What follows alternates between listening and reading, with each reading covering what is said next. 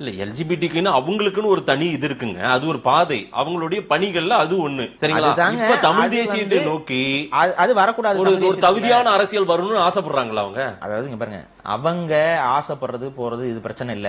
அவங்க நாம் தமிழ்ல வந்து சேரணும்னா இவங்க வந்து எல்ஜிபிடி அமைப்புக்கு எனக்கு சம்பந்தம் இல்லைன்னு சொல்லிட்டு வர்றதுல எனக்கு அதுல பிரச்சனை கிடையாது. ஆனா அவங்க செயலாளர் ஒரு என்ஜிஓட எல்ஜிபிடிக்கு ப்ரொபகண்டா செய்யக்கூடிய ஒரு என்ஜிஓல அவங்க செயலாளர். நாம் தமிழரோட ஒத்து வராது. இப்ப சீமான் அவர்கள் எல்ஜிபிடிக்கு ஸ்டாண்ட்ல என்ன பேசியிருக்காரு? நாங்க வந்து இயற்கைக்கு முரணான விஷயங்களுக்கு வந்து ஆதரவு தரமாட்டோம், எங்களோட இயக்கம் ஆதரவாக இருக்காதுன்னு சொன்னார்ல. இப்ப ஏன் இந்த மாற்றம்னு கேக்குறோம். இதுதான் விமர்சனம். ஆதரவாக இருக்காதுன்னு சொன்னீங்க, அதை நாங்க நம்புறோம். ஆதரவாக இருக்காதுன்னு சொல்லிட்டு அதே செயல்பாட்டுல வேற ஒரு என்ஜிஓல வேலை செய்து கொண்டு பொறுப்பில் இருக்கக்கூடிய ஒரு நபரை கூப்பிட்டு அவருக்கும் நாம் தமிழர் கட்சிக்கும் தொடர்பு இல்லை. அதுக்கு முன்னாடி அவங்க வேணா பார்வையாளராக இருந்திருக்கலாம். அவங்க சீமான் அவர்களை வந்து யூடியூப்லயோ இல்ல வலைதளங்களையோ பார்த்து கொண்டு இருந்திருக்கலாம். ஆனா அவங்க கட்சியில அவங்க எந்த பொறுப்புலையும் அதுக்கு முன்னாடி இருந்தவங்களும் கிடையாது. யாரோ ஒருத்தர். ஆனா அவங்களுக்கு தகுதி எங்க இருந்து வருது? அவங்களே வந்து ஒரு இரவிங்கிற ஒரு ட்ரஸ்டுக்குள்ள இருக்கிறதுனாலதான் அவங்க வந்து அந்த ட்ரஸ்டோட நிறுவனர் அப்படிங்கிற ஒரு இதுல இருக்கிறாங்க, செயலாளருங்கிற பொறுப்புல இருக்கிறாங்க. அவங்கள கூப்பிட்டு தான் நீங்க வந்து கொடுக்குறீங்க. அந்த ட்ரஸ்ட்ல அவங்க செயலாளரா இருக்கிறாங்கிறத காட்டுறதே யாரு? நீங்க தான் காட்டுனீங்க. அப்ப இது என்ன இரட்டை நிலைப்பாடுங்கிற கேள்வியை வைக்கிறோம். இது இரட்டை நிலைப்பாடு தான், வெளிப்படையான இரட்டை நிலைப்பாடு. அரசியல் பாதையில வராங்க. இன்னொன்னு தமிழ் தேசிய அரசியல் வட்டத்துக்குள்ள வரும்போது நம்ம என்ன சொல்றோமோ அதை தான் டிக்டேட் பண்றது தான் அவங்க ஃபாலோ பண்ணி ஆகணும்.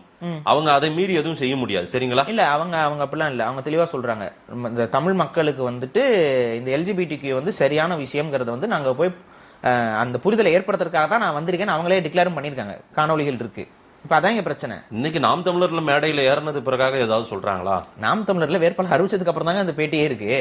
இவங்க கூப்பிட்டு எடுக்கிற பேட்டிகள்ல தான் அவங்க அதை சொல்றாங்க. இல்லங்க, நீங்க ஒரு செயல்பாடை வைத்துக்கொண்டு இல்லனா அவங்களுடைய ஆரம்ப காலத்தை வைத்துக்கொண்டு நீங்க அதை ஒரு குற்றச்சாட்டா மையப்படுத்தி இவங்களுக்கு சீட்டு கொடுக்க கூடாது, இதனால தமிழ் தேசியம் கெட்டு போச்சு, இல்ல இல்ல தமிழ் தேசியம் கூடாதுங்கறதுல தமிழ் தேசியம் தடமாறுதுன்றீங்க. ஐயோ, நான் சொல்றது கேளுங்க. அவங்களுக்கு கொடுக்க கூடாதுன்னா நாங்க சொல்லல. அந்த உரிமை எங்களுக்கு கிடையாது. அது ஒரு வேற கட்சி. அந்த கட்சி யார வேட்பாளர் நிப்பாட்டணும் நம்ம முடிவு எடுக்க முடியாது. யார் ஏந்தணும் யாரு தூக்கணும்ன்றதுக்கெல்லாம் ஒரு இது இருக்கு. அது விமர்சனங்க. ஆமாங்க, விமர்சனங்க.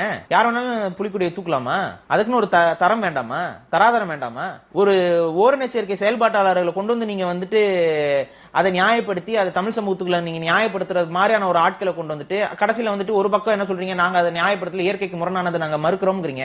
மறுபக்கம் என்ன பண்றீங்க? அதனால வேலைகளே செய்றீங்க. இல்ல, கொள்கை அதனால தடமாறி போறதா வச்சுக்கவும் முடியாது. அதனால நம்முடைய தமிழ் தேசிய கொள்கை வந்து நீர்த்து போகவும் செய்யாது. நீங்களே சொல்றீங்க, போற போக்குல யார வேணாலும் கை காமிச்சிட்டு நில்லுப்பா, நீ நிக்கிறியா, ஆசைப்படுறியான்னு கேட்டு அவர் நிப்பாட்டி விட்டுருவாரு. இல்ல இல்ல, அப்படி கிடையாது. அண்ணன் யார், இவன் சரியானவனா நாட்டுக்கு?